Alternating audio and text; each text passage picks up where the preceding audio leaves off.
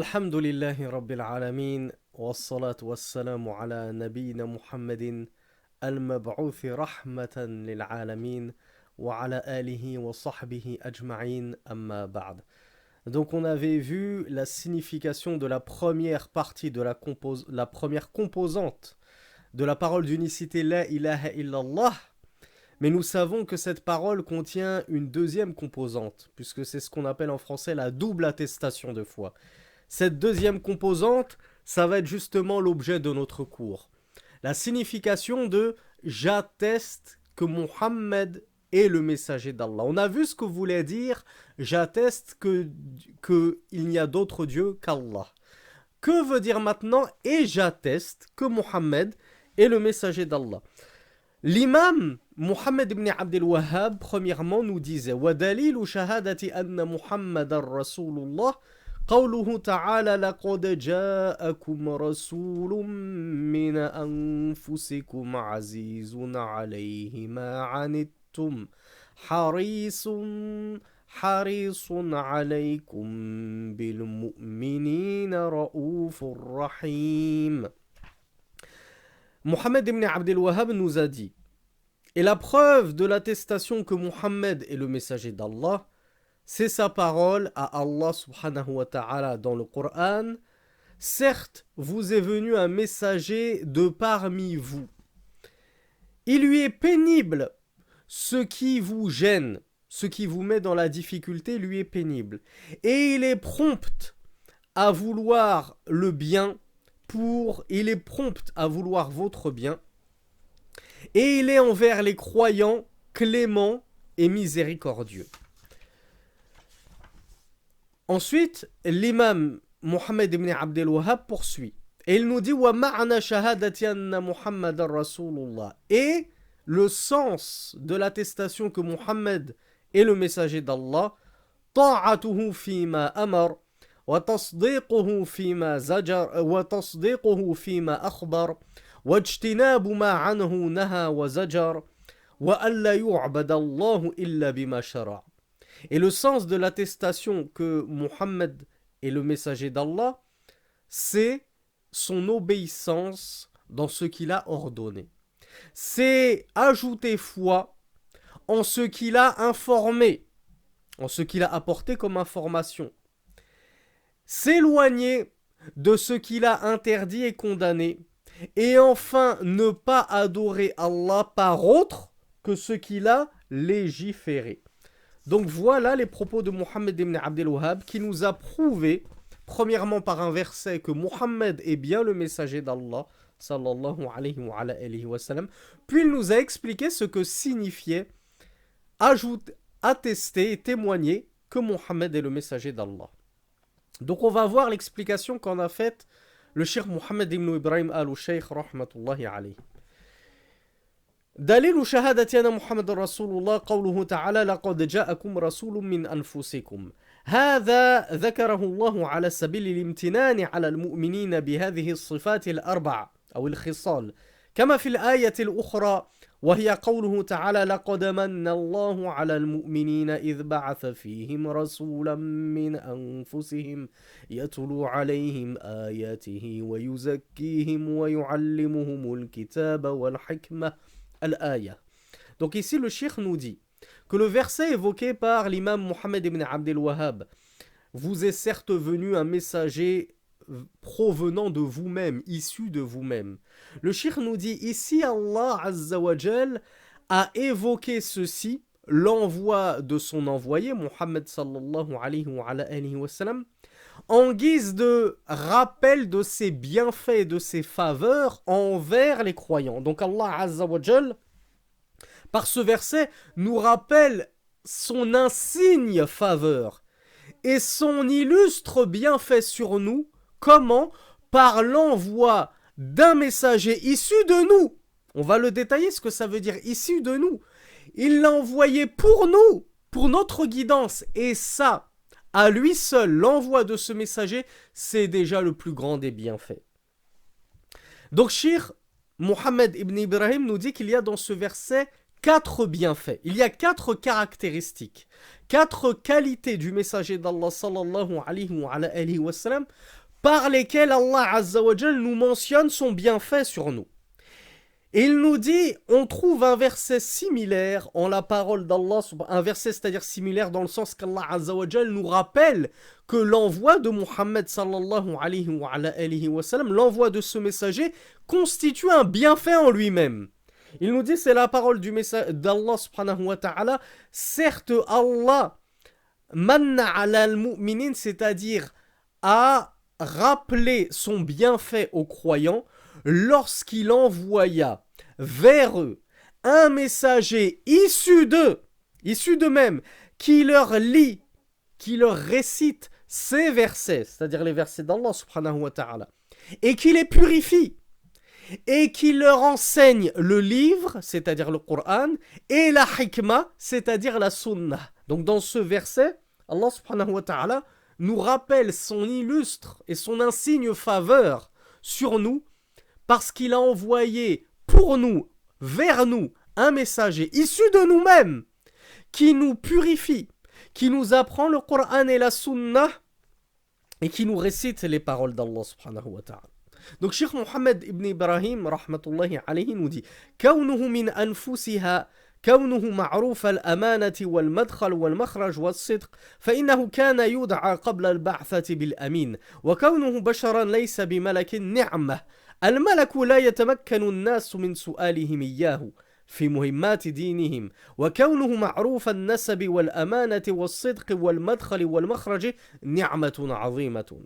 Cheikh nous dit, le fait que Muhammad sallallahu alayhi wa sallam soit issu de nous-mêmes, c'est-à-dire il soit issu de l'espèce humaine, c'était pas un djinn, c'était pas un ange, ce n'était pas un dieu, Allah Azza wa Jal nous a envoyé un messager de notre propre espèce. Et ça, c'est un bienfait immense, nous rappelle Cheikh Mohammed ibn Ibrahim.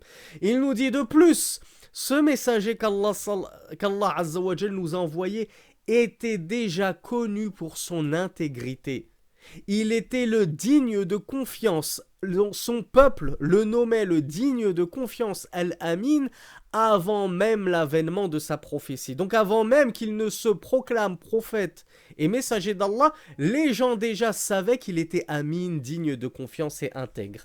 Les gens le connaissaient, Muhammad sallallahu alayhi wa sallam. Ils voyaient ses allées et ses venues.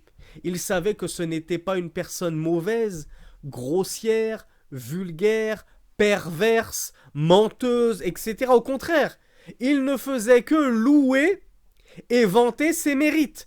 Et d'ailleurs, je vous rappelle que Muhammad, en langue arabe, le mot Muhammad veut dire le très louangé, le très loué. Et certes, Muhammad sallallahu alayhi wa sallam est celui qui portait le mieux son prénom. Il recevait les éloges de tout son peuple, tant il reposait sur d'insignes qualités, d'illustres mœurs, que lui reconnaissait son peuple avant même l'avènement de la prophétie. Cheikh nous dit, et Muhammad sallallahu alayhi wa sallam était issu des hommes, il n'était pas issu des anges. Pourquoi? Parce que si Allah Azza wa Jal nous avait envoyé pour messager un ange, nous n'aurions pu le questionner sur nos besoins de notre vie de tous les jours et dans nos affaires religieuses, comme nous pouvons questionner un homme issu de nous-mêmes et qui a donc les mêmes préoccupations que nous, les mêmes occupations que nous, les mêmes besoins que nous, les mêmes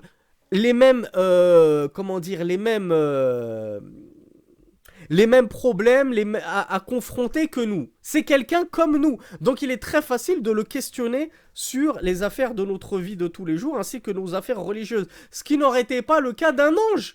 L'ange, on lui aurait dit, voilà, nous on rencontre tel et tel problème lié à notre nature humaine. On a besoin de boire, on a besoin de dormir, on a besoin d'avoir commerce avec nos épouses, c'est des shahwats. Les anges n'ont pas toutes ces shahwats, toutes ces shahawats. Comment auraient-ils pu comprendre mieux qu'un homme les besoins de l'homme? Donc c'est une ni'ma, un bienfait énorme qu'Allah Azza wa Jal ait fait de ses envoyés, de ses prophètes, des hommes comme nous, afin qu'ils comprennent au mieux nos aspirations, nos besoins, nos problématiques. Mohammed sallallahu alayhi wa sallam, nous dit Cheikh Mohammed ibn Ibrahim, était aussi connu en généalogie. Donc les gens savaient que Mohammed sallallahu alayhi wa sallam était issu d'une noble lignée, la fameuse lignée de Abdul Muttalib et des Qurayshites. Donc il faisait partie de la meilleure tribu parmi les Arabes qui, de leur temps, faisaient partie, parmi toutes les nations et les communautés, de la meilleure nation et de la meilleure communauté. Comme on va le voir, c'est pour ça que Cheikh nous dit Rasulullah est le meilleur parmi les meilleurs parmi les meilleurs. C'était le meilleur des Quraysh, et Quraysh étaient les meilleurs des Arabes, et les Arabes étaient la meilleure des nations en ce temps-là. قوله من أنفسكم فيها قراءتان. Pour les amoureux du Coran et des qira'at, et des différents lectionnaires du Coran, les différentes lectures du Coran. Cheikh nous dit que dans le passage min anfusikum, il y a deux façons de lire le Coran. Il y a deux lectures authentiques du Coran. La première, ahaduha bid-damm. La première, c'est avec une dhamma. Anfu, donc la dhamma sur le fa. Anfusikum, min anfusikum. فعلى قراءة الضم أنه ليس بملك لا نتمكن أن نسأله بل بشر نتمكن أن نسأله عما نشاء من أمور ديننا ودنيانا. Donc Cheikh nous dit avec la qira bid-dhamm, avec la lecture min anfusikum, ça veut dire issu de vous-même. Allah nous fait le rappel de son bienfait lorsqu'il envoya pour nous ou vers nous un messager issu de nous-mêmes, min anfusikum, c'est-à-dire issu de vous-même. Cheikh nous dit ici ce qui est voulu par issu de vous-même, c'est-à-dire qu'il faisait partie de l'espèce humaine. Il n'était pas un ange qu'on aurait pu questionner, mais c'était un humain qu'on pouvait questionner très facilement au sujet de toutes nos affaires, aussi bien mondaines que spirituelles et religieuses. La deuxième qira'a, qui est celle que l'on connaît le moins, je suppose, sur ce verset. Il nous dit والقراءة الثانية بالفتح يعني من أنفسنا وأكرمنا وأشرفنا. Donc ici c'est plus anfus min anfusikum, c'est min anfasikum. Alpha il porte ici une fatha. Donc ce n'est pas anfus, c'est anfas. Ceux qui ont un petit peu la langue arabe, ils vont reconnaître la racine anfas. Vous avez sûrement entendu le mot nafis. هذا كتاب نفيس جدا. Ceci est un livre exquis, remarquable, génial. Nafis, ça veut dire quelque chose d'excellent, d'exquis, de très très haut en valeur. Donc, dans la lecture, dans cette deuxième lecture, Allah Azza wa Jal vous a certes rappelé son bienfait sur vous lorsqu'il vous a envoyé un messager. Ici, ce n'est pas issu de vous-même, c'est parmi les plus exquis de vous-même, parmi les meilleurs de vous-même, parmi les plus excellents de vous-même. Regardez la beauté du Coran. Regardez la beauté et tout l'intérêt de s'adonner à la science des qira'at, à apprendre les différentes lectures du Coran. Parce que les différentes lectures du Coran se complètent les unes les autres et nous apportent de nouveaux sens, de nouvelles exégèses du Coran. On a appris dans la première lecture que Mohammed est issu de nous-mêmes, sallallahu alayhi wa sallam, c'est-à-dire que c'est un homme. Et dans la deuxième lecture, on apprend une nouvelle chose, c'est qu'il faisait en plus partie des meilleurs de nous-mêmes. Il faisait partie des plus excellents hommes parmi nous. Et on l'a vu que ce soit en termes de généalogie ou en termes de mœurs, de comportement, d'attitude, etc., etc.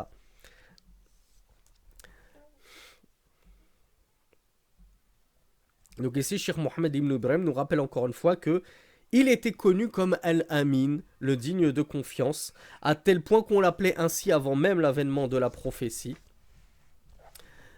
Et ceci est un bienfait énorme d'Allah subhanahu wa ta'ala envers ses serviteurs. C'est d'ailleurs le plus grand des bienfaits. Et si Muhammad sallallahu alayhi wa sallam n'avait pas été ainsi, qu'il n'avait pas fait partie des hommes, qu'il avait été un djinn, qu'il avait été un ange, qu'il avait été un animal, qu'il avait été une divinité, n'importe quoi, on aurait pu concrétiser pleinement l'intérêt de al-risala, la messagerie, la prophétie. Et deuxièmement, si le messager d'Allah sallallahu alayhi wa sallam n'avait pas fait partie des plus nobles, des plus sérieux, des plus sûrs, des plus fiables, des plus honnêtes, avant même l'avènement de la prophétie, et que Allah l'avait suscité de n'importe qui parmi les pauvres et les pervers et les menteurs, on aurait pu concrétiser encore une fois toute la sagesse de l'envoi d'un message. Et donc Allah subhanahu wa ta'ala a choisi avec perfection qui envoyer envers les hommes. Et son choix a porté sur Muhammad sallallahu alayhi wa sallam.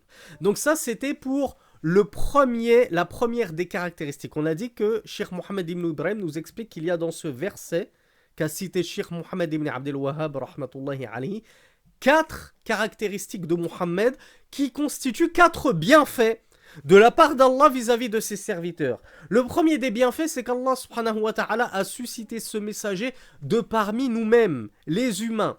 Et deuxième lecture, de parmi nos meilleurs hommes.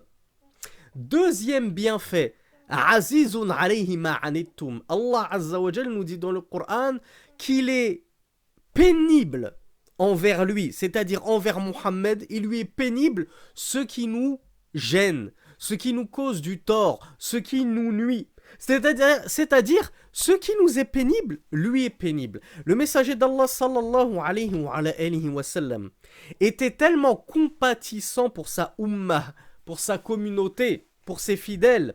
Il avait tellement d'empathie pour sa ummah que le mal qui touchait la ummah, ça le touchait lui-même. Le tort qui touchait la ummah, ça lui causait du tort. Les peines qui touchait sa ummah, ça lui causait de la peine. Sallallahu alayhi wa sallam. Ça, c'est un bienfait immense. Imaginez-vous si Allah azza wa jal avait envoyé un messager au cœur dur. Comme Allah azza wa jal nous le dit dans le Coran, si tu avais eu le cœur rude, si tu étais rude au cœur dur, les gens se seraient détournés de toi. Donc Allah azza wa jal a choisi en plus parmi les hommes un messager au cœur tendre, plein de mansuétude et de compassion pour sa ummah. Donc ça, c'est un immense bienfait, parce qu'on en comprend que par cette qualité, cette caractéristique qu'avait le prophète sallallahu alayhi wa sallam, il ne pouvait vouloir que notre bien, puisque toute peine qui nous touchait le touchait, et qu'il lui était pénible de nous voir souffrir dans l'égarement, dans la souffrance. Donc, on en comprend que forcément Muhammad sallallahu alayhi wa sallam a fait tout ce qui était en sa capacité et dans la mesure du possible pour nous faciliter les choses, pour nous éloigner des difficultés et de la gêne. Et effectivement, on le voit. La charia de l'islam et la sunna du messager d'Allah sallallahu alayhi wa sallam n'est que facilité et évitement des embûches, des épreuves et des obstacles. Donc Cheikh Mohammed ibn Ibrahim nous dit, c'est une ni'ma ukhra, c'est un autre bienfait, le fait que Mohammed sallallahu alayhi wa sallam, il lui était pénible ce qui nous peinait. شاق عليه ما أعنت أمته يعني شديد عليه الأمر الذي يعنت أمته ويدخلها في الآثار والأغلال من الأعمال. Troisième caractéristique qu'avait Muhammad sallallahu alayhi wa sallam, et qui est un troisième bienfait qu'Allah azza wa jal nous rappelle, harisun alaykum. Il était prompt à vouloir votre bien. Il s'empressait et il accourait à chercher votre bien et ce qui était dans votre intérêt. Ça, c'est encore un autre bienfait. Harisun alaykum yani ala hidayatikum wa inqadhikum minan nar. Mohammed ibn Ibrahim nous dit, il était prompt à chercher votre délivrance du feu et il était prompt à chercher votre guidée. Mohammed sallallahu alayhi wa sallam ne perdait pas la moindre occasion pour guider dans le bien et vers le paradis son peuple et sa umma, et pour les éloigner de l'enfer et de les prévenir et les prémunir contre toute cause qui les ferait tomber en enfer. حتى قال صلى الله عليه وعلى آله وسلم ما بعث الله من نبي إلا كان حقا عليه أن يدل أمته على خير ما يعلمه لهم وينذرهم شر ما يعلمه لهم. Et ça c'est un hadith bil ma'ana, le cheikh l'a rapporté bil ma'ana, pas avec les termes exacts mais selon le sens, authentique rapporté par Muslim. Il nous dit que le messager, alors qu'il y a un hadith qui nous prouve ceci, que le messager d'Allah vraiment faisait tout ce qui était en ses capacités, dans ses moyens, pour nous guider vers notre bien, notre guidée, et toutes les causes qui nous feraient entrer au paradis, et pour nous prémunir de tout ce qui nous ferait tomber en enfer. Le messager d'Allah, sallallahu alayhi wa sallam, a dit « Allah Azza wa Jal n'a pas envoyé un prophète avant moi, sans qu'il ne fût un devoir pour lui d'indiquer à sa communauté tout le bien qu'il savait pour eux, et de les mettre en garde contre tout le mal qu'il connaissait pour eux. » Donc c'était un devoir des envoyés, des messagers, de guider leur communauté vers le bien et de les prévenir et de les prémunir contre l'égarement et le mal. Et ainsi était le prophète Mohammed sallallahu alayhi wa alihi wa sallam. Wa qala sallallahu alayhi wa alihi wa sallam taraktukum ala mithli al-bayda. Là encore il le rapporte bil ma'ana le cheikh, selon le sens. تركتكم على مثل البيضاء ليلها ونهارها سواء. Je vous ai laissé sur une voie claire, c'est-à-dire sa nuit est comme son jour. En fait, dans cette voie-là, et cette voie c'est Al-Kitab wa Sunnah, la voie du messager d'Allah, qu'ont hérité les pieux prédécesseurs, c'est Al-Kitab wa Sunnah, le livre d'Allah et la voie du messager d'Allah, sa Sunnah. Eh bien, elle est tellement claire qu'il n'y a pas de zone d'ombre, il n'y a pas de zone obscure. C'est tellement clair que sa nuit est comme son jour. Il fait toujours jour dans la sunna. C'est toujours clair. Il n'y a pas de complications, de choses floues, de choses vagues, ambiguës. Tout est clair. Donc Rasulullah en gros nous dit, je vous ai laissé sur une voie claire, limpide. Je ne vous ai pas laissé dans le flou. Je ne vous ai pas laissé dans le vague. Vous questionnez les coranistes, combien est-ce qu'il y a de prières par jour, et combien il y a de raka'a dans chaque prière, et combien il y a de soujoud dans chaque raka'a, etc., etc. Eux, ils sont dans le flou, ils sont dans l'ambiguïté. Pourquoi? Parce qu'ils ont délaissé la sunna du messager d'Allah. Or, celui qui prend et qui puise de la sunna et du Coran, donc les deux sources scripturaires, eh bien lui ne tombera jamais dans l'ambiguïté et le flou. Il sera toujours sur une voie claire, limpide et évidente. وقال أبو ذر رضي الله عنه ما توفي رسول الله صلى الله عليه وعلى آله وسلم وطائر يحرك جناحيه في السماء إلا ذكر لنا منه علما. Donc Abu Dhar radiyallahu anhu a dit que le messager d'Allah sallallahu alayhi wa sallam n'est pas mort sans qu'il n'y ait un oiseau agitant ses ailes dans le ciel, sans que le messager d'Allah sallallahu alayhi wa sallam ne nous ait informé à son sujet d'une science. C'est-à-dire qu'en gros, le messager d'Allah sallallahu alayhi wa sallam leur a parlé de tout ce dont ils avaient besoin pour gagner le paradis et éviter l'enfer. À tel point que le messager d'Allah sallallahu alayhi wa sallam est jusqu'allé à leur enseigner comment se purifier lorsque l'on va à la selle, comment se nettoyer lorsque l'on va accomplir ses besoins naturels. Donc en fait, le messager d'Allah sallallahu alayhi wa sallam nous a parlé de tout. Il nous a parlé du tawhid, du monothéisme bien évidemment, mais il nous a aussi enseigné le fiqh. Il nous a parlé des histoires d'avant nous, notamment Qisasul Anbiya, les histoires et les récits des prophètes. Il nous a parlé de ce qui allait advenir dans le futur. Il nous a parlé du paradis et de l'enfer. Il nous a parlé d'Allah, des anges, des djinns. Il nous a parlé de tout, le messager d'Allah sallallahu alayhi wa sallam. Il n'a rien omis. Et d'ailleurs, Allah Azza wa Jal nous dit aussi, et nous n'avons rien omis dans le livre. Donc Allah et son messager ne nous ont... En fait, ils n'ont rien omis dans le sens... il n'y a pas une chose qui nous rapproche d'Allah et du paradis et qui nous éloigne de l'enfer sans que Allah et son messager nous en aient parlé, nous aient donné quelques sciences et quelques connaissances à leur sujet. Troisième bienfait, ou quatrième bienfait, et c'est le dernier qui est évoqué dans ce verset, bil mu'minin ra'oufur rahim, c'est-à-dire il est clément et miséricordieux envers les croyants. Cheikh Mohammed ibn Ibrahim nous dit wa rahmatuhu mukhtassatun bil mu'minin ikhtisasuha bil mu'minina ni'ma. Cheikh ici Mohammed ibn Ibrahim nous dit que la miséricorde d'Allah subhanahu wa ta'ala, elle est spécifique aux croyants. Et le fait qu'elle soit spécifique aux croyants, c'est un bienfait, encore une fois, de la part d'Allah subhanahu wa ta'ala. يعني رأفته ورحمته مختصة بأهل الإيمان. C'est-à-dire que sa clémence, sa mansuétude, sa miséricorde est spécifique aux gens de foi. كما أن غلظته وشدته على الكافرين وغلظته وشدته مختصة بأهل الكفر. De la même façon que sa dureté et sa sévérité, elle était spécifique aux gens de la mécréance. Donc, qu'est-ce qu'on en comprend des propos de Mohammed ibn Ibrahim rahmatullahi alayhi? C'était que Mohammed sallallahu alayhi wa sallam, il n'était miséricordieux que envers les croyants et il n'était dur que envers les infidèles. Il spécifiait les croyants par sa douceur et les infidèles par sa sévérité.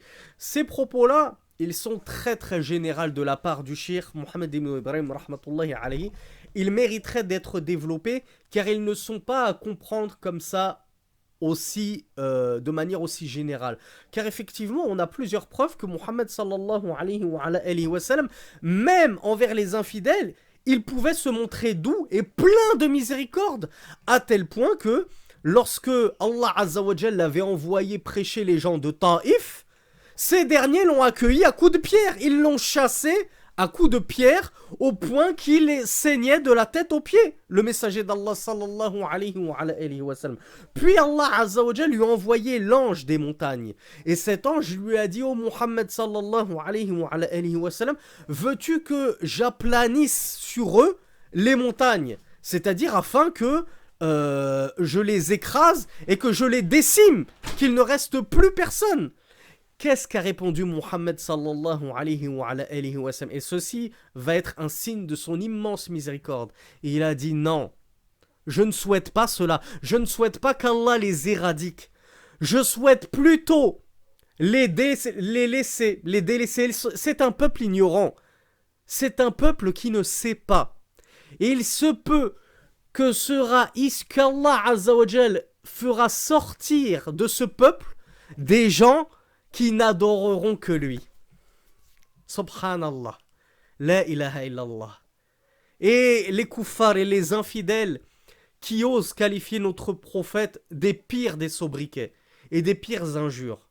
Subhanallah. Mohammed qui était même doux, clément et miséricordieux envers ceux qui lui ont causé le plus de tort, qui ont rejeté son message et qui lui ont nui jusqu'à lui nuire physiquement. En plus des insultes et des sobriquets, ils ont attenté à sa vie. Et s'ils avaient pu le tuer, ils l'auraient fait. Et les Quraysh avaient planifié jusqu'au bout son meurtre. Et si ce n'était Allah Azza wa Jal qui l'avait sauvé et préservé, Mohammed serait mort. Car ils avaient tout fait pour le tuer dans son sommeil en plus, comme des lâches. Abu Lahab, Abu Jahl et tous les notables de Quraysh, ils avaient comploté avec Iblis, qui avait pris une apparence humaine, pour venir conspirer avec eux. Et ils s'étaient entendus pour tuer Mohammed dans son sommeil, sallallahu alayhi wa sallam. Est-ce que Mohammed leur a rendu le mal par le mal? Non. C'est uniquement lorsque l'affaire était devenue inextricable et qu'ils étaient attaqués de toutes parts par les kuffars, et qu'ils ont fui à Médine, mais que malgré tout on ne les laissait toujours pas tranquilles, et qu'on continuait à torturer les quelques fidèles et les quelques croyants restés à la Mecque, que Mohammed sallallahu alayhi wa sallam a reçu l'ordre de se défendre. Donc Mohammed sallallahu alayhi wa sallam, certes, pouvait se montrer dur envers les infidèles, envers les mécréants, mais il a aussi de très nombreuses fois fait preuve de douceur envers eux-mêmes. De la même façon que, de manière générale, Mohammed sallallahu alayhi wa sallam était clément et doux envers les croyants, et parfois, comme on l'a déjà dit dans plusieurs cours, il a pu un peu hausser le ton envers des croyants. Il a pu invectiver certains de ses compagnons. Donc il ne faut pas croire que Mohammed sallallahu alayhi wa sallam était tout le temps H24 dans la douceur envers les croyants et tout le temps H24 dans la sévérité envers les mécréants. C'est pour ça que je vous ai dit attention à ces propos. Ils sont généraux, mais ils auraient mérité d'être détaillés par le shir. D'où, comme je vous le dis toujours et comme les savants nous le disent toujours, la dangerosité de ce que font certains. Je prends un livre, je le lis tout seul dans ma chambre et hop, je suis devenu un savant et je fais des cours sur YouTube. Et j'ai pas besoin d'attendre plusieurs années de talab ilm, de faire des efforts dans la recherche de la science. Non, ça y est, moi j'ai lu les 3 fondements avec le sharh d'Ibn Uthaymin, donc je peux l'expliquer. Pourquoi je devrais attendre d'avoir 10 années de talab ilm, d'études dans la science? Ça y est, je peux l'expliquer. J'ai lu Thalathat al-Usul avec le sharh de Mohammed ibn Ibrahim. Je l'ai compris, bon ben je vais l'expliquer sur YouTube, tout seul. J'ai pas besoin de lire une deuxième fois le sharh avec un deuxième shir, une troisième fois avec un troisième shir. J'ai pas besoin d'attendre d'aller jusqu'au diplôme, d'avoir étudié pendant 5, 6, 7 ans pour être sûr d'avoir tout compris de ce que je vais raconter. Ben non, moi je me précipite, je lance ma webcam et hop, je dis Mohammed ibn Ibrahim, il a dit, voilà, Mohammed, il réservait sa miséricorde aux croyants et il réservait sa sévérité et sa gravité aux mécréants. Ça veut dire que les mécréants ne peuvent jamais bénéficier de miséricorde et que on ne doit jamais être dur envers les croyants, donc pas de mise en garde, pas de ceci, pas de cela. Vous voyez les méfaits d'apprendre tout seul dans les livres. Les livres, c'est bien, c'est un très bon support, c'est génial, c'est très bénéfique. Mais ça ne dispense pas, premièrement, de prendre du temps dans le talab al-ilm avant de se lancer, avant de griller les étapes. Ah, moi, ça y est, je suis en première année à Médine, je suis en deuxième année, tout de suite, je lance ma chaîne et je fais des doros, playlist tawhid, playlist fiqh, playlist ça. Je vais vous apprendre le madhab hanbali. Moi-même, je l'ai toujours pas fini à la kulliya, à l'université, mais c'est pas grave, je vais vous l'apprendre, je suis trop pressé. Je suis pressé de prendre des hasanat. Tu risques d'égarer beaucoup de personnes ainsi. Prends ton temps. Même les Italiens vous le disent, qui va piano va sano. Qui va lentement va sainement. Prenez votre temps, c'est important. Al-ilm la yu'khadhu jumlatan. La science, elle ne se prend pas en une seule fois, d'un coup. Ça y est, j'ai lu un livre de Aqidah, je suis devenu le shir dans le dogme et le credo, et je vais vous faire des cours de Aqidah. Je sors beaucoup du cours, mais c'était important, parce que vous voyez cette parole-là, celui qui n'a pas bien étudié la croyance, qui n'a pas bien étudié la sira, il lit les 3 fondements. Je vous rappelle que les 3 fondements, c'est entre guillemets le tout premier livre qu'on étudie dans la croyance, si ce n'est le tout premier livre qu'on lit, toute matière confondue, lorsqu'on dit aux gens, lisez le Coran, et après le Coran, tout de suite, qu'est-ce qu'on lit? Les 3 fondements. Il y en a qui vont vous dire Riyad Salihin, les 40 Nawawiya, nous on conseille plutôt les 3 fondements. C'est le deuxième livre en fait que tu étudies après le Coran dans ta vie. Donc quand tu l'étudies, tu n'as aucune base. Tu es vierge de toute connaissance. Est-ce que tu vas te permettre, parce que tu l'as lu, de commencer à faire des fatwas de ton propre chef? Ah oui, Mohammed ibn Ibrahim, ben, il a dit dans son char que la miséricorde du messager d'Allah, elle était spécifique aux croyants. Et sa dureté, elle était spécifique aux kuffars. Donc moi, ma voisine kafira, je peux pas lui porter ses courses. Non, je dois être dur envers elle. Je dois la regarder de travers, je dois lui cracher dessus, je dois la taper à chaque fois que j'ai l'occasion, etc., etc. Si elle tombe malade, je la visite pas. Ah d'accord, mais qu'est-ce que tu fais du messager d'Allah sallallahu alayhi wa sallam qui avait visité un enfant juif qui était malade, à tel point que il lui a même proposé l'islam et que l'enfant juif a fini par accepter l'islam. Ah, tu savais pas? Ah oui, tu savais pas. Parce que tu t'es précipité à vouloir donner des cours et enseigner alors que tu avais très peu étudié. Tu n'avais étudié que les 3 fondements. Ça suffit pas, Harry, pour te lancer dans une chaîne YouTube à faire da'wa. Et pareil, comme je vous l'ai dit, Mohammed ibn Ibrahim il a dit que les croyants, le Rasulullah n'était que miséricordieux envers eux. Donc, les salafis matralistes qui passent leur journée à mettre en garde, ils sont pas sur le minhaj de Rasulullah, sallallahu alayhi wa sallam. Ils sont sur une autre voie. Mais ça, c'était pas la voie du messager d'Allah. Tout ça parce qu'il a lu un livre dans sa vie. Donc, al-maqsoud, annaha tuhaqqiqu dalilan ala dhalika, wa illa fa adillatuhu kathir. من أبينها وأشهرها وأتمها معنى على ذلك لاشتمالها على شيء من صفات الرسول وعظيم بعثته فمن شأن الرسول أولا مجرد بعثته هذه نعمة كبرى وإذ قال موسى لقومه يا قوم اذكروا نعمة الله عليكم إذ جعل فيكم أنبياء فمجرد بعثتهم نعمة كبيرة. Donc Cheikh Mohammed ibn Ibrahim ici, il nous rappelle que le simple fait qu'Allah subhanahu wa ta'ala ait envoyé Muhammad sallallahu alayhi wa sallam, c'est déjà le plus grand des bienfaits. Et il y a un verset qui ressemble à cela, où c'est Moussa alayhi salatu wa sallam qui nous prouve que le fait qu'Allah azza wa jal ait envoyé des prophètes et des messagers est un immense bienfait pour ses serviteurs. C'est Moussa qui a dit, comme narré dans le Coran, et lorsque Moussa dit à son peuple, ô mon peuple, remémorez-vous le bienfait d'Allah sur vous lorsqu'il plaça parmi vous des prophètes.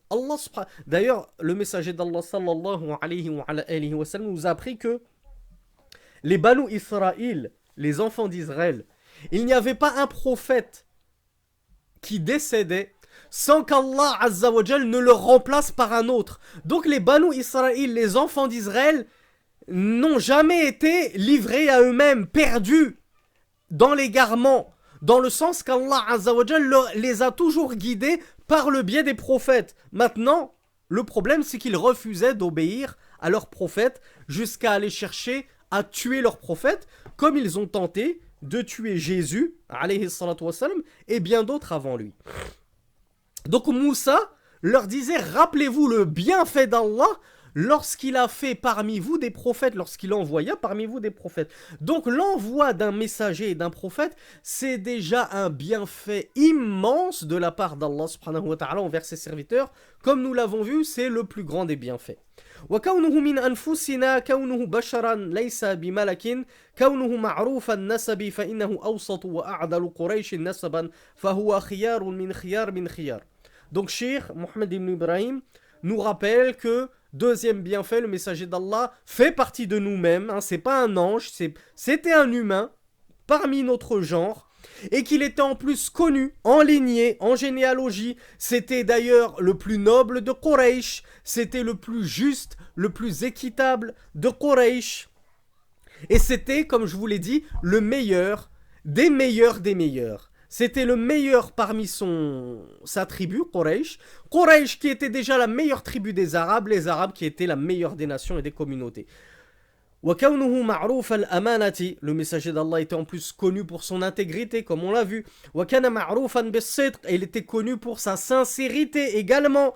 Voilà pourquoi le messager d'Allah leur avait dit, ô mon peuple, si je vous dis, il s'était tenu en haut d'une montagne, et il avait dit à son peuple, ô mon peuple, il avait crié pour réunir tout Quraysh. Il leur a dit, ô mon peuple, si je vous disais que derrière cette montagne se tenait une armée prête à se jeter sur vous, est-ce que vous me croiriez? Ils lui ont dit, mais bien sûr, tu es l'Amin, tu es le digne de confiance, comment ne te ferions-nous pas confiance? Comment ne te croirions-nous pas? Le messager d'Allah leur a dit, je vous informe qu'il n'y a d'autre Dieu qu'Allah. Et ils se sont tous détournés de son message, à part quelques-uns. À part Abu Bakr, radiallahu anhu, et une poignée de croyants en ce temps-là. Alors que 5 secondes auparavant, il lui avait dit, on te croira, tout ce que tu nous dis, on y ajoutera foi. Dès que ça a touché à leur passion, à leurs idoles, ils ont refusé soudainement de continuer à ajouter foi en Muhammad sallallahu alayhi wa sallam. Et ils ont dit qu'il était ensorcelé. Et ils ont dit que c'était un magicien. Et ils ont dit ceci et cela. Et qu'il prend sa science des gens du livre. Etc. etc. Quelle est la preuve de la sincérité du messager d'Allah, de l'extrême sincérité du messager d'Allah. C'est l'histoire qu'on a déjà évoquée dans notre playlist sur As-Sira, la biographie du prophète, relative à Abu Sufyan, radiyallahu anhu, qui à cette époque n'était pas encore musulman. Je vous la lis en arabe comme le shir nous l'a dit, puis on la voit en français.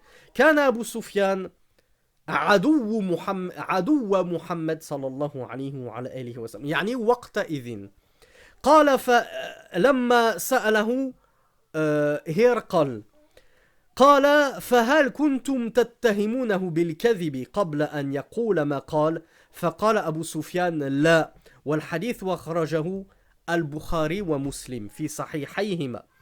Donc on a déjà vu cette histoire que Abu Sufyan se trouvait en compagnie de Hirqal, le roi des Roums, et le roi des Perses, pardon. Oui, le roi des Roums.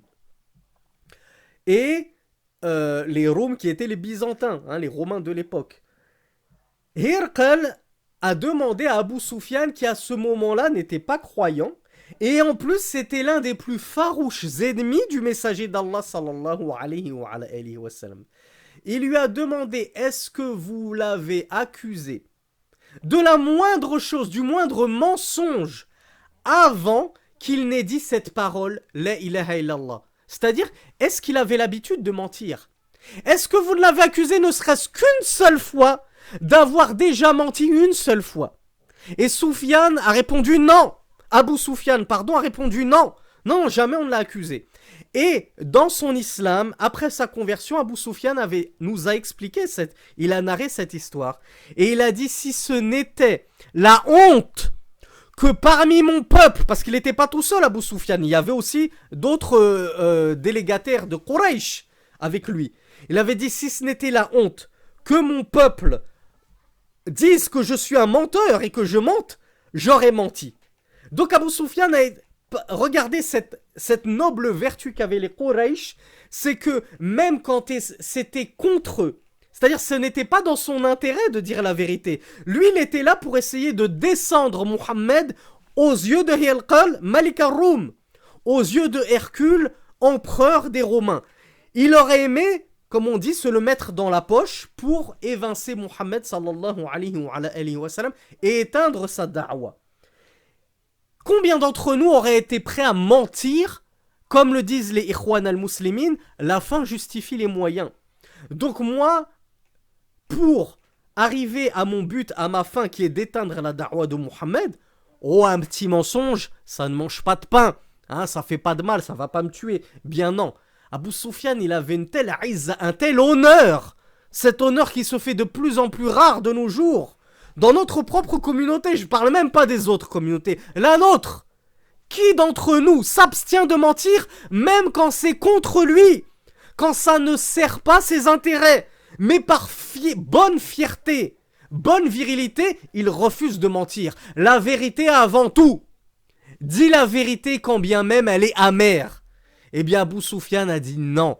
Personne ne l'a jamais accusé de menteur. Et donc, ici, le shir ne le narre pas, mais Hirqal a répondu, s'il n'a jamais menti avant cela, ce n'est pas maintenant qu'il va se mettre à mentir sur le Seigneur des mondes. Il n'a jamais menti pour une simple transaction. Il n'a jamais menti pour des affaires mondaines. Il n'a jamais menti pour des choses de ce bas monde, pour des choses ridicules. Vous pensez vraiment que maintenant, du jour au lendemain, il va se mentir, il va se mettre à mentir, et qui plus est en plus sur Allah, Seigneur des mondes? Non, ce n'est pas possible. Ce n'est pas possible qu'il mente en disant cette parole-là. Et Hirqal, en lui-même, savait que Mohammed sallallahu alayhi wa sallam était véridique, mais, comme on l'a vu dans la biographie, il a refusé d'embrasser l'islam, de suivre Mohammed sallallahu alayhi wa sallam, pardonnez-moi, et ceci par amour de ce bas monde, pour ne pas perdre son trône. Parce que si il avait fait comme An-Najashi, empereur d'Abyssinie, et qu'il avait embrassé l'islam, il se serait fait destituer par son peuple. وكونه شاقا عليه الذي يدخل أمته في الحرج ولهذا تردده بين موسى ورب العزة ليكون التخفيف من الصلوات يعني من عدد المفروضات. Et Cheikh Mohammed ibn Ibrahim nous dit que il était très pénible à Mohammed ce qui nous touchait et ce qui nous était nous-mêmes pénible et difficile. Cheikh ici nous rapporte une preuve que il était pénible à Mohammed sallallahu alayhi wa sallam ce qui nous nuisait et ce qui nous causait du tort. C'est l'histoire qui est narrée dans Al-Isra wal Mi'raj, le voyage nocturne et l'ascension, lorsque Allah subhanahu wa ta'ala révéla au ciel, comme on l'a vu dans Al-Mulakhas al-Fiqhi, à son prophète Mohammed sallallahu alayhi wa sallam, pour sa communauté, 50 prières. Et oui, à la base, il n'y avait pas que 5 prières, elles étaient du nombre de 50. Puis Mohammed sallallahu alayhi wa sallam est redescendu avec ses 50 prières pour sa Ummah. Imaginez 50 prières, on a déjà du mal à en faire 5. Les plus courageux d'entre nous, on en rajoute une 6e, c'est le witr, qui je rappelle n'est pas obligatoire. Attention, hein. Certains hanafites voient qu'elle est wajiba, elle n'est pas du tout obligatoire. Il est descendu, Mohammed, avec 50 prières. Il est descendu jusqu'à Moïse, alayhi salatu wassalam. Moussa lui a dit « Ton peuple ne pourra pas supporter 50 prières. » Moïse, il a eu l'habitude avec son peuple. Son peuple pinaillait pour tout. Il leur a dit « Allah vous enjoint d'immoler une vache. » C'était déjà trop pour eux. Il fallait qu'ils pinaillent. Oui, mais elle est de quelle couleur? Oui, mais elle a quel âge? Oui, mais elle est comment? Blablabla. Bla, bla, bla. Donc Moïse savait que la nature de l'homme est ainsi, toujours rebelle, à pinailler, chercher midi à 14h. Donc il a dit, retourne voir ton Seigneur et demande-lui un allègement du nombre de ses prières.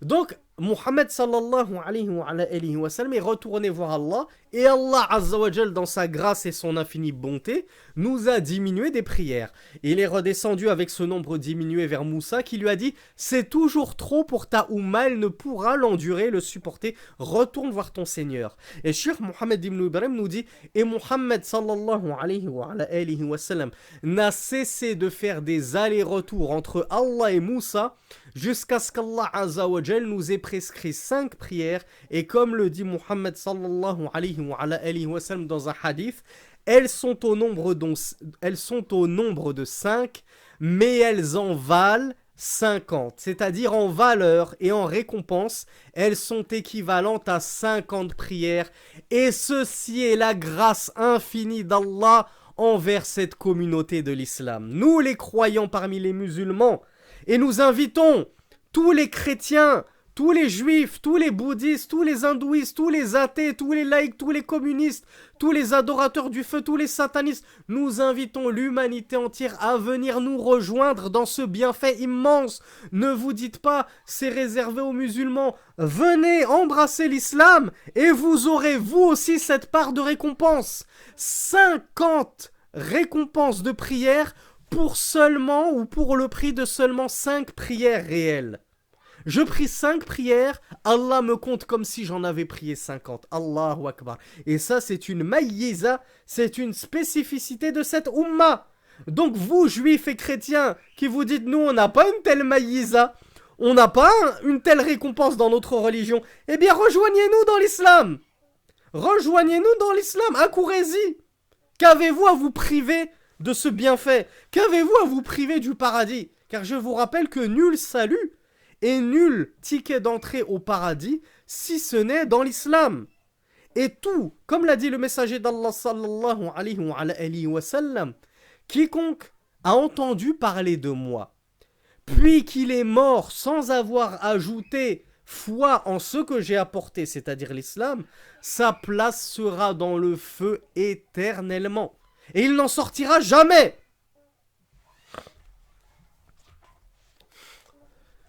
Donc ça, c'était pour la première partie des propos de Mohammed ibn Abdel Wahhab concernant la parole d'Allah. Certes, Allah vous rappelle, vous a accordé le bienfait de l'envoi d'un messager issu de vous-même. Il lui est pénible ce qui vous est pénible. Il est prompt à vouloir votre bien et il est envers les croyants clément et miséricordieux. Ensuite, Mohammed ibn Abdel Wahhab a eu la judicieuse idée de mettre l'explication du sens de la deuxième composante de la double attestation de foi, tout comme il nous a expliqué le sens de la première composante de la profession de foi. C'est pour ça que je vous disais dans une publication récente sur les réseaux sociaux, comme il est étonnant de voir certaines personnes très à cheval. C'est-à-dire, ils sont vraiment très à cheval et vraiment avec de l'excès de zèle dans la traduction de la shahada, il n'y a d'autre Dieu qu'Allah, jusqu'à dire, ceux qui disent il n'y a d'autre Dieu qu'Allah, cette traduction elle est fausse, et ils ont rien compris, et ils ont faux, et c'est une erreur, etc. Non, il faut dire, il n'y a d'autre divinité en droit d'être adoré si ce n'est Allah. Il n'y a d'autres divinités méritant l'adoration si ce n'est Allah, etc., etc. Mais on ne les entend jamais pousser aussi loin la définition de la deuxième partie de la shahada, et j'atteste que Mohammed est le messager d'Allah. Là, ils vont pas dire que c'est faux de traduire ainsi. Pourtant, c'est la même traduction littérale que il n'y a d'autre Dieu qu'Allah. Il n'y a d'autre Dieu qu'Allah. Traduction littérale et très fidèle de la première partie. Et j'atteste que Mohammed est le messager d'Allah. Traduction littérale et fidèle. Donc pourquoi dans la première partie, on refuse la traduction littérale et fidèle, mais dans la deuxième partie, ça ne pose plus aucun problème? Ça, c'est complètement paradoxal. C'est une incohérence totale. Donc, soit vous respectez l'avis et l'opinion, qui en plus l'opinion la plus correcte, de ceux qui traduisent il n'y a la ilaha illallah par il n'y a d'autre Dieu qu'Allah, sans approfondir l'explication, puisque traduire n'est pas expliquer. Traduire, ça veut dire traduire. Expliquer, ça veut dire expliquer. C'est deux choses différentes. Et dans ce cas-là, soit vous vous obligez à pousser aussi la traduction aussi profondément dans la deuxième partie de la shahada. Et alors vous ne dites plus, et j'atteste que Mohammed est le messager d'Allah, mais vous dites, comme a dit Cheikh Mohammed ibn Abdel Wahhab rahmatullahi alayhi, et j'atteste que l'obéissance du messager d'Allah est obligatoire dans ce qu'il a ordonné, qu'il faut ajouter foi en ce qu'il a informé, qu'il faut s'éloigner de ce qu'il a condamné et interdit, et qu'on ne peut adorer Allah que selon ce qu'il a légiféré. Bah oui, tu veux jouer à ça, on va jouer à ça. Tu veux dire que les traductions littérales sont fausses, eh bien alors va jusqu'au bout de ton raisonnement, et traduis correctement, toi aussi, la deuxième partie de la shahada. Donc ainsi, il a expliqué Mohammed ibn Abdel Wahhab. Quel est le sens de la deuxième partie de la shahada? J'atteste que Mohammed est le messager d'Allah. On le rappelle, c'était j'atteste que l'obéissance au messager d'Allah sallallahu alayhi wa sallam dans ce qu'il a ordonné est obligatoire. J'atteste qu'il est obligatoire d'ajouter foi en tout ce qu'il nous a informé, tout ce qu'il nous a apporté de récits, que ce soit passé, présent ou futur. Toute information. J'atteste aussi qu'il m'est obligatoire de m'éloigner de tout ce que Rasulullah m'a défendu et tout ce qu'il a condamné et blâmé. Et enfin, j'atteste que je ne dois adorer Allah que selon ce qu'il a légiféré, c'est-à-dire que selon la législation de Muhammad, que selon la sharia de Muhammad sallallahu alayhi wa sallam. Donc on va voir l'explication de Muhammad ibn Ibrahim al-Shaykh rahmatullahi alayhi. معنى شهادة أن محمد رسول الله ثم تفسير هذه الكلمة بمضامن وأركان تأتي بعد ذلك ليس نطقا باللسان فقط بل الكلام عربي صرف لكن معناها طاعته يعني طاعة رسول فيما أمر وتصديقه فيما زجر إلى آخر ذلك. Donc ici Cheikh Mohammed ibn Ibrahim nous rappelle ce qu'on a déjà expliqué dans le sens de la ilaha illallah. On a dit, il ne suffit pas de dire bêtement, j'atteste qu'il n'y a d'autre Dieu qu'Allah, bien sûr en arabe. Je vous rappelle que cette shahada, cette profession de foi, même si tu es un converti pour entrer en islam, tu es obligé de la prononcer, de la dire en arabe. Si tu n'y arrives pas, tu demandes à quelqu'un qui te la fasse réciter, même mot à mot. Ashhadu an la ilaha illa Allah. Mot à mot, c'est pas grave, mais tu dois la réciter en arabe. Ensuite, est-ce que le simple fait de réciter, ça suffit? Et ça y est, c'est bon, je me suis acquitté de mon devoir envers Allah. Non! Ton devoir envers Allah, c'est pas juste de dire, d'attester le monothéisme d'Allah. c'est de comprendre ce que ça implique. Voilà pourquoi Cheikh Mohammed Ibn Ibrahim nous dit, de la même façon que on doit comprendre ce qu'implique le premier témoignage, l'attestation de foi, le premier témoignage de la double attestation de foi, on doit aussi comprendre ce qu'implique le deuxième témoignage de l'attestation de foi. J'ai compris que ce qu'impliquait il n'y a d'autre Dieu qu'Allah, c'est-à-dire que nul ne mérite l'adoration en dehors d'Allah. Donc, je ne peux pas adorer un autre qu'Allah, ni un bout de bois, ni un pierre, ni un saint, ni un djinn, ni un prophète, ni un mort dans sa... Rien. Nul ne mérite l'adoration en dehors d'Allah. Bon, ça, je l'ai compris. Deuxième partie de la shahada, il faut que je la comprenne. Qu'est-ce que ça veut dire j'atteste que Mohammed est le messager d'Allah? Ça suffit que je dise j'atteste que Mohammed est le messager d'Allah? Oui, c'est bon, je sais. Je sais que Mohammed c'est le messager d'Allah. D'accord, tu sais. Eh ben, explique-nous ce que tu sais. Explique-nous ce que tu as compris. Et vous allez voir que la plupart d'entre nous, on va rester bouche bée. Premièrement, pourquoi? Parce qu'on n'a jamais étudié As-Sira Nabawiya. La biographie du prophète, des gens ne l'a jamais étudiée. Donc, on ne sait même pas qui est Mohammed sallallahu alayhi wa sallam. Qu'est-ce qu'il a fait? Où est-ce qu'il est né? Qui étaient ses enfants? Qui étaient ses compagnons? Quand est-ce qu'il a fait la hijra? Pourquoi il a fait la hijra? Comment il a fait da'wa? Comment il est mort? Pourquoi il est mort? Quand est-ce qu'il est mort? On ne connaît rien. Tout ce qu'on sait, c'est que Mohammed, c'est le messager d'Allah sallallahu alayhi wa sallam. Qu'est-ce que ça implique? Allahu a'lam. J'en ai pas la moindre idée. Eh bien, tu as fait les efforts, barakallahu fik, d'apprendre ce que signifiait et ce qu'impliquait la ilaha illallah. Eh bien, maintenant, Akhi, fais les efforts d'apprendre ce qu'implique Ashhadu anna Muhammad Rasulullah. Et Akhi, tu as une fursa, tu as l'occasion en or de le faire dès maintenant. On va le voir, ça tient en un seul paragraphe. Et Cheikh Mohammed ibn Abdel Wahhab t'a résumé ce que tu dois savoir à ce sujet en une seule ligne. Ça implique 4 choses. Attester que Mohammed c'est le messager d'Allah, ça implique que tu reconnaisses que tu doives lui obéir. Contrairement aux coranistes. Les coranistes, ils disent, nous on dit la ilaha illallah Muhammad Rasulullah peut-être, mais déjà reste à prouver que le tawhid vous l'avez compris, premièrement, et deuxièmement, vous n'avez même pas compris ce que signifiait j'atteste que Mohammed est le messager d'Allah. Pourquoi? Parce que vous désobéissez au Mohammed sallallahu alayhi wa sallam. Pourquoi? Parce que vous rejetez sa sunna. Donc vous dites des paroles que vous n'appliquez pas et que vous ne comprenez pas. Vous ne les appliquez pas parce que vous ne les comprenez pas. Donc il est essentiel de comprendre ce que vous êtes en train de prétendre et d'attester, de témoigner. Donc première chose, je dois suivre Mohammed sallallahu alayhi wa sallam.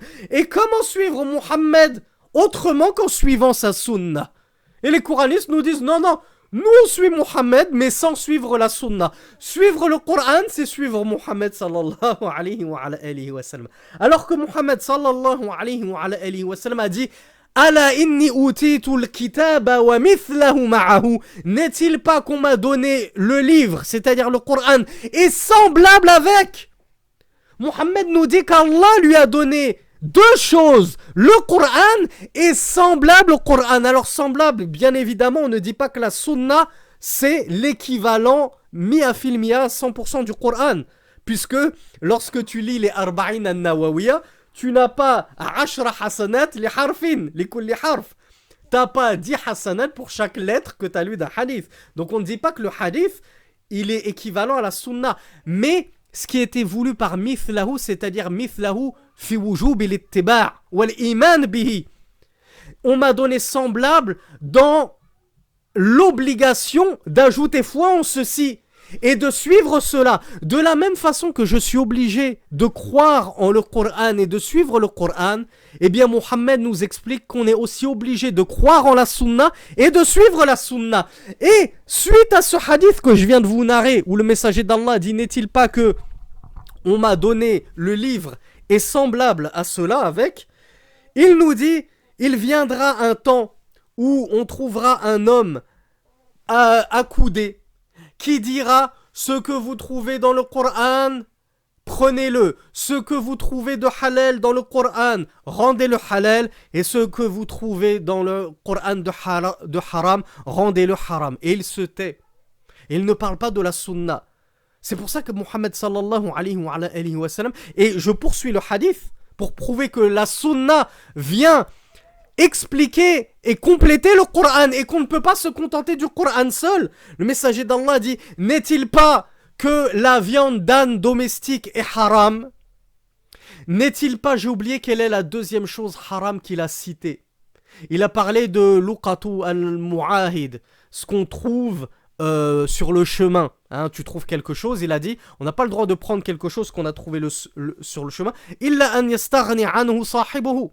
Sauf si c'est quelque chose que son propriétaire ne se serait pas retourné pour aller le chercher. Hein, genre tu fais tomber 5 centimes, tu vas pas retourner faire 300 mètres parce que tu as perdu 5 centimes. J'espère qu'on n'est pas comme ça. Donc, des choses comme ça que tu trouves par terre qui n'ont pas grande valeur, tu peux les ramasser. Sinon, tu ne les ramasses pas, et si tu les ramasses, tu dois faire l'annonce. Là n'est pas le sujet. Tout ça pour dire que ces deux choses-là, ou ces trois choses qu'a évoquées, j'ai oublié la troisième chose qu'il a narré le messager d'Allah, elles ne se trouvent pas dans le kitab. On est d'accord? Demandez aux coranistes, est-ce que c'est écrit dans le livre d'Allah que la viande d'âne est interdite? Et non, c'est pas écrit dans le Coran. Donc c'est autorisé ou c'est pas autorisé? Comment vous pouvez avoir la réponse si vous ne prenez pas la sunna? Donc ça, c'était la preuve du messager d'Allah sallallahu alayhi wa sallam qui nous disait, n'est-il pas qu'on m'a donné le Coran est semblable à cela? Il viendra un jour où un homme dira, ce que vous trouvez halal dans le Coran, rendez-le halal, ce que vous trouvez haram dans le Coran, rendez-le haram, alors que la viande d'âne est haram. Mais elle ne se trouve pas dans le Coran. Ça, c'est la parole du messager d'Allah, sallallahu alayhi wa sallam. Donc, ça prouve que on ne peut pas se passer de la sunna. Donc, ça fait partie intégrante de l'attestation que Muhammad est le messager d'Allah. Je suis obligé de suivre Muhammad, sallallahu alayhi wa sallam, et de lui obéir dans ce qu'il nous a ordonné. Je dois aussi ajouter foi en tout ce qu'il nous a apporté. Et toutes les informations qui émanent de lui de manière authentique et établie, je dois y ajouter foi. Encore une fois, pêchent en cela les coranistes. Puisque on va voir, par exemple, Al-Masih ad-Dajjal. Ça, c'est une question que j'ai reçue. Comment ça se fait que le Masih ad-Dajjal, qui est la pire fitna que l'humanité n'aura jamais connue depuis Adam jusqu'à sa venue, il n'y aura pas eu pire fitna qu'Al-Masih ad-Dajjal, l'antéchrist. Comment ça se fait que le messager d'Allah que Allah Azza wa Jalla n'en a pas parlé ouvertement dans le Coran? Eh bien on dit, Allah en a parlé indirectement lorsqu'il nous a dit, lorsque te viendront certains signes de ton Seigneur. Eh bien certains signes, on prend la sunna, c'est la sunna tufassilu al-Qur'an. La ant, c'est la sunna qui explique le Coran, c'est pas toi au coraniste. C'est pas toi qui va nous ramener ton explication du Coran. C'est le messager d'Allah qui expliquait le Coran. Donc comment est-ce qu'il a expliqué ce verset-là? Dans sa sunna, en nous parlant de la sortie du Messie imposteur, le faux Messie, l'antéchrist, de la sortie de la bête, la fumée, la levée du soleil de son occident, etc., etc., etc. Donc les coranistes ne peuvent pas croire au Dajjal. Donc ils rejettent, secondement, des récits authentiques du messager d'Allah, parce qu'ils ont rejeté la sunna. Or, parmi les implications de Ashhadu anna Muhammadan Rasulullah, j'atteste que Muhammad est le messager d'Allah, il y a le fait d'ajouter foi en tout ce qu'il nous a apporté d'authentique. Il y a des choses qui peuvent paraître hors de portée de notre esprit. C'est trop complexe, ça semble contradictoire avec la science moderne. Par exemple, Rasulullah sallallahu alayhi wa sallam, qui nous informe que chaque soir, le soleil court se prosterner sous le trône d'Allah. On va dire, attendez, c'est quoi cette histoire?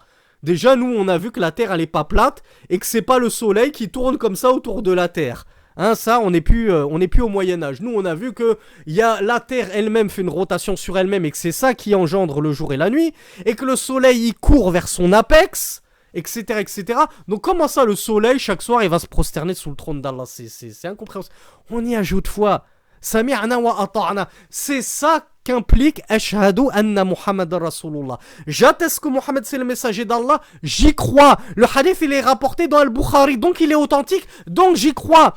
Même si j'arrive pas à me le représenter, même si j'ai un bac plus 30 en en astronomie, en astrophysique, et que je sais exactement comment le soleil tourne sur lui-même en orbite.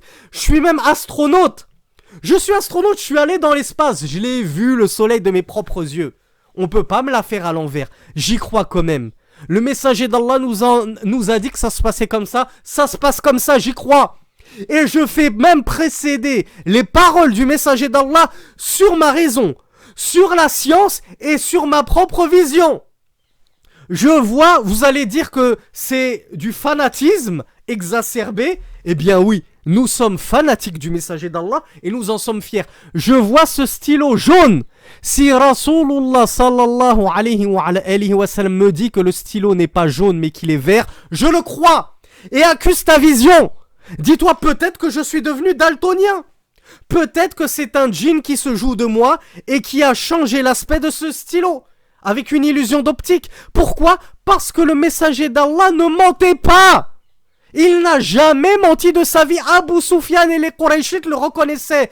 Toi, coraniste et autres que les coranistes, lorsque tu refuses de suivre la sunna, qu'est-ce que tu es en train de faire ?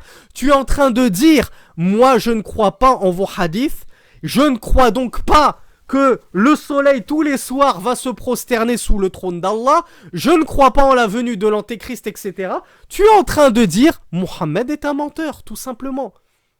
Tu ne le dis pas par ta langue, mais tu le dis par ta philosophie de comptoir. À rejeter tous les hadiths comme ça, tu es en train de prétendre que Mohammed est un menteur. Sallallahu alayhi wa sallam. Or, la deuxième implication de la shahada, de l'attestation que Mohammed c'est le messager d'Allah, c'est que tu dois ajouter foi, ou que tu doives, je ne sais plus comment on dit, tu doives ajouter foi en tout ce qu'a apporté le messager d'Allah, même si ça dépasse l'entendement.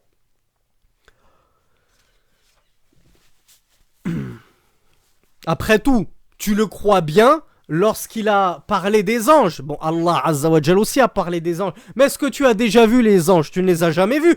Pourtant, tu y crois. Alors pourquoi Allah Azza wa Jal demandait aux gens du livre, croyez-vous donc en une partie du livre et vous en rejetez une autre ? Eh bien on dit aux coranistes et à ceux qui cheminent sur leur minhaj, croyez-vous en une partie de la sunna et vous en rejetez une autre ? Vous croyez aux anges alors que vous ne les voyez pas. Crois aussi à ces hadiths prophétiques qui parlent de l'invisible, al-ghaib, quand bien même cela dépasse ton esprit, puisque déjà, un ange aussi, ça dépasse l'entendement humain. Il faut vraiment avoir la foi pour croire aux anges. Ce n'est pas pour rien que les koufars ne croient pas aux anges. Pour eux, non. Les koufars disent, on ne croit que ce qu'on voit. Donc tout ce que je ne vois pas, je n'y crois pas. Donc, Cheikh Mohammed ibn Ibrahim nous disait, يعني فكما أنه لابد أن ينطق بها فلا بد أن يعمل بما دلت عليه. De la même façon que il est obligatoire de prononcer cette deuxième attestation de foi, j'atteste que Mohammed est le messager d'Allah, et bien de la même façon, il est obligatoire d'œuvrer selon ce témoignage qui a des implications, notamment 4 implications, comme on vient de le voir. فقولها باللسان دون العمل بما دلت عليه لا يصير من أهل شهادة أن محمدا رسول الله. Le fait de prononcer ceci avec sa langue sans œuvrer en conséquence de cette attestation de foi, notamment que Mohammed est le messager d'Allah, ceci ne fait pas devenir son auteur à cette parole quelqu'un qui a témoigné de la prophétie de Mohammed sallallahu alayhi wa sallam. Un témoin de la prophétie de Mohammed sallallahu alayhi wa sallam n'est pas juste une personne qui le dit avec sa langue.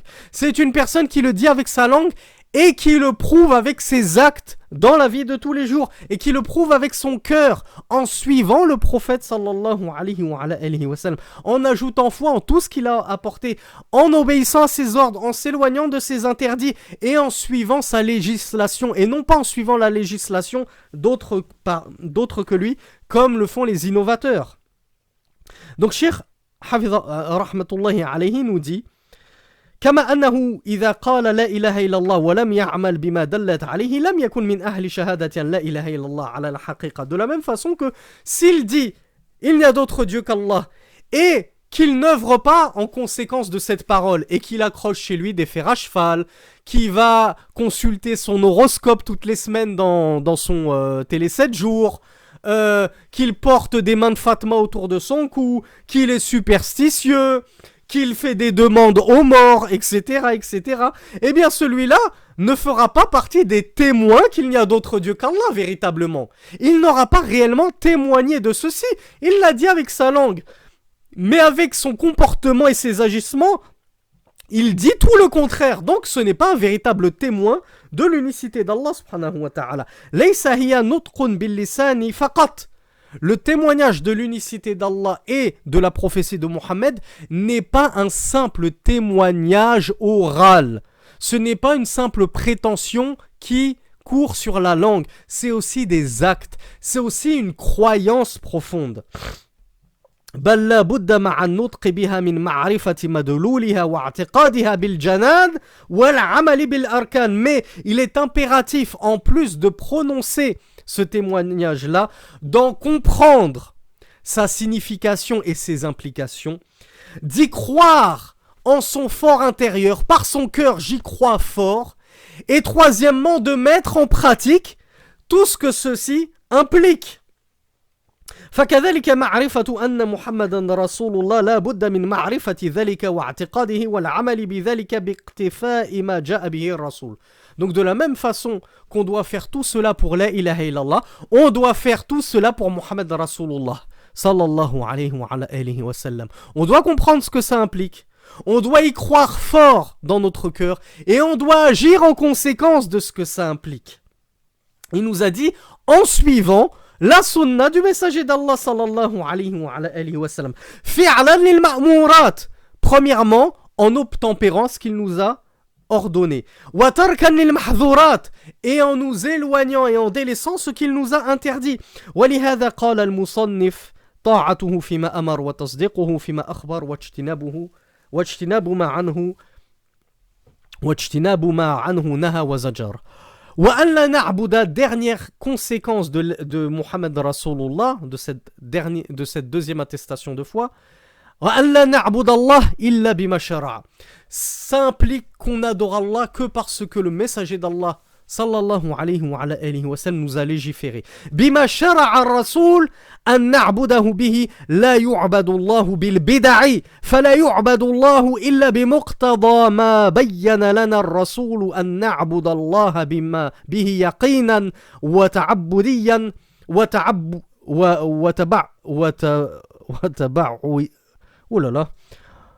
وتبعية وبهذه الصفة من جميع النواحي. من لم يطعه فيما أمر فإنه ما شهد ومن لم يجتنب ما نهى عنه فإنه لم يشهد ومن عبده بما تشتهيه نفسه فإنه لا يكون شاهدا. لا بد. Alors je m'arrête là parce que c'est trop beau ce qu'il dit, il faut que je vous le traduise tout de suite. Cheikh Mohammed ibn Ibrahim explique la dernière partie de la parole de Mohammed ibn Abdel Wahhab qui nous dit que attester que Mohammed c'est le messager d'Allah sallallahu alayhi wa sallam, ça implique en quatrième position de n'adorer Allah que selon ce qu'il nous a légiféré, c'est-à-dire selon la charia de l'islam. Il nous a dit donc qu'on ne peut pas adorer Allah par le biais des bid'ah, des innovations. Oui, grosse pique aux innovateurs qui nous disent il y a de bonnes innovations. Comment veux-tu adorer Allah autrement que selon la législation de Muhammad sallallahu alayhi wa sallam, en prétendant que c'est un bien, ta bid'a, alors qu'on vient de le voir, Muhammad sallallahu alayhi wa sallam a dit il n'y a pas un envoyé, un prophète avant moi qui n'ait su un bien pour lequel il n'était pas un devoir qui lui incombait envers sa umma de savoir pour eux un bien sans leur en avertir et leur en faire part. C'est-à-dire, c'était un devoir pour tous les prophètes, s'ils connaissaient un bien pour leur umma, de leur expliquer, de leur indiquer ce bien. Et s'ils connaissaient un mal pour eux, de les mettre en garde. Toi, tu fais une bid'a, tu prétends que c'est une bid'a hasana, une bonne chose, une bonne innovation. Comment, c'est-à-dire que tu prétends que Muhammad sallallahu alayhi wa sallam khana ar-risala kama qala l'imam Malik. L'imam Malik a dit en en prétendant ceci, tes histoires de bid'a hasana, tu es en train de prétendre que Mohammed a trahi la messagerie. Il a trahi la prophétie. Pourquoi? Parce que tu prétends qu'il y avait un bien que Mohammed ne nous a pas indiqué, sallallahu alayhi wa sallam.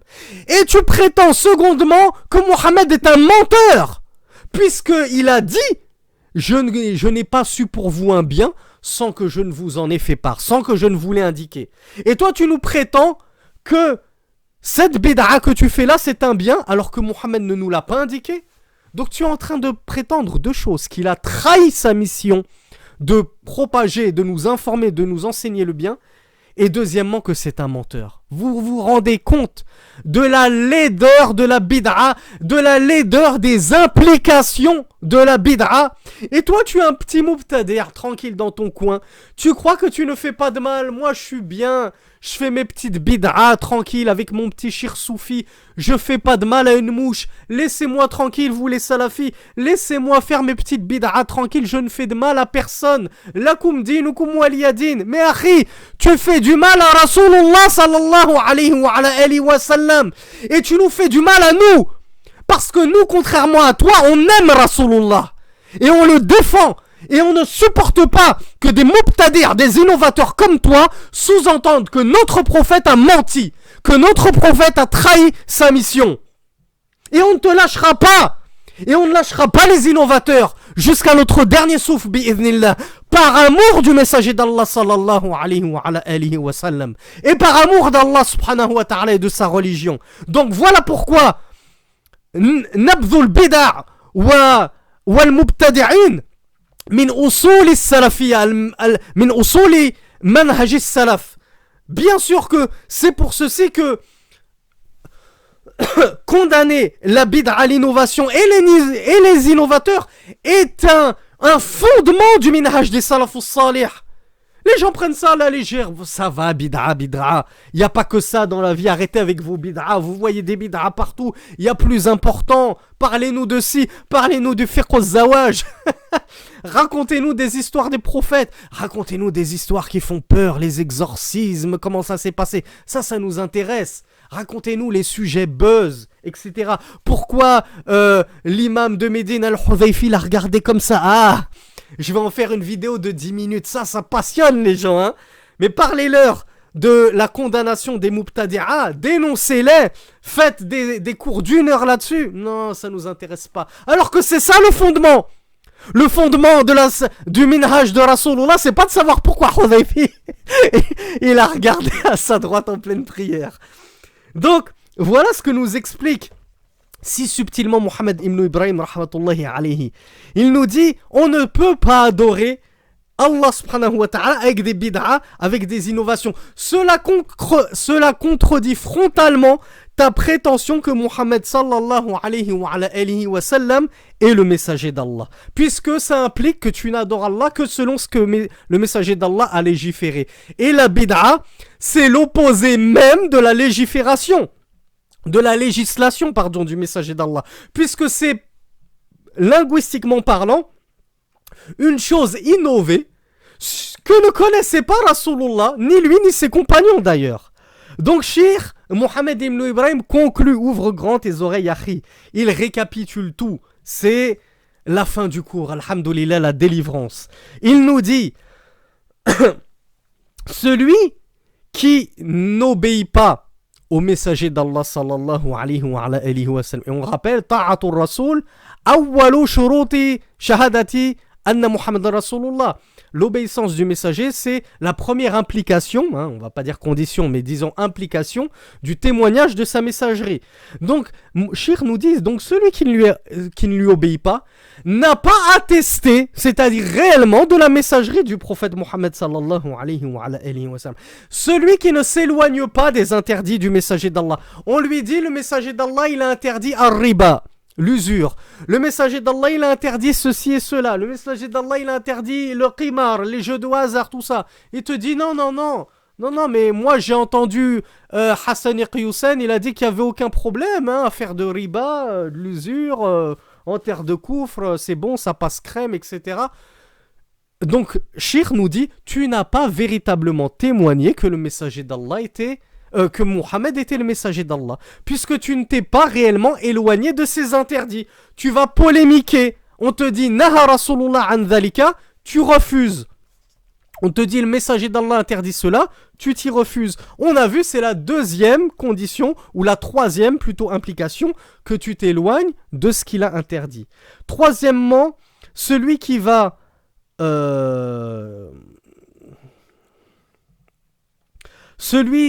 adorer Allah selon ses passions, les passions de son âme, alors celui-là ne sera pas un témoin de la messagerie du messager d'Allah sallallahu alayhi wa sallam.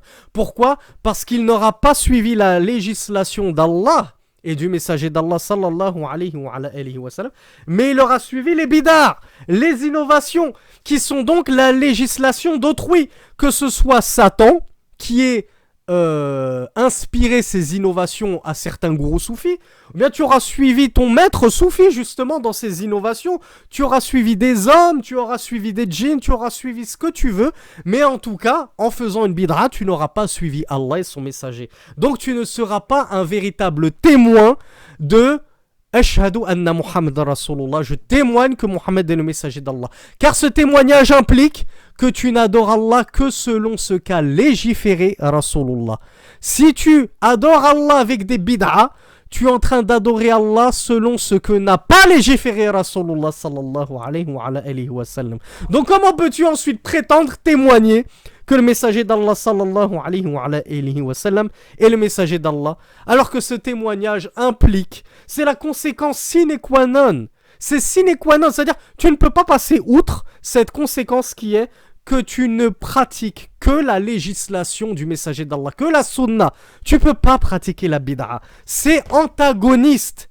C'est-à-dire c'est à l'opposé même de la législation du prophète Mohammed sallallahu alayhi wa sallam, qui a dit, je vous le rappelle, kullu bid'atin dalala. Toute bid'a, toute innovation est un égarement, toute.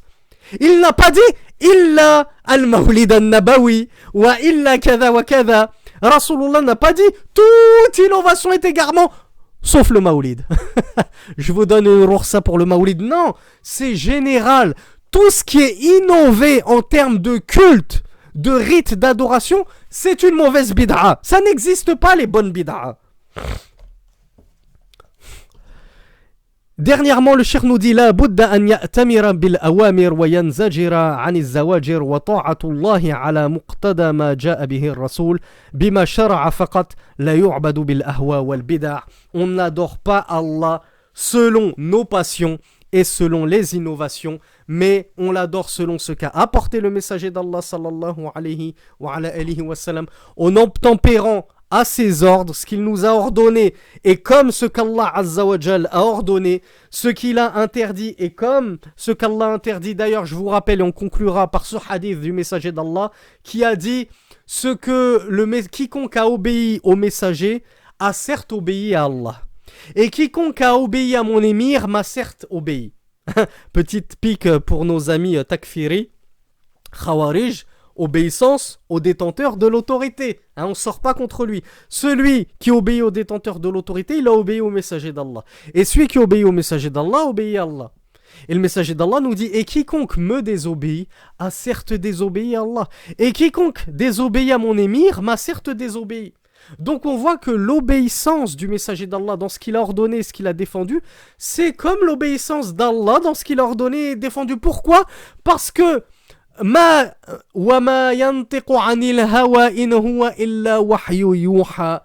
Azza wa Jal, c'est lui qui nous dit dans Surat An-Najm, l'étoile, et il ne prononçait rien sous l'effet de la passion. Il n'était qu'une révélation inspirée. Donc Mohammed, quand il nous disait ceci est obligatoire, ceci est interdit, ce n'était qu'une révélation d'Allah subhanahu wa ta'ala. C'est Allah qui interdit.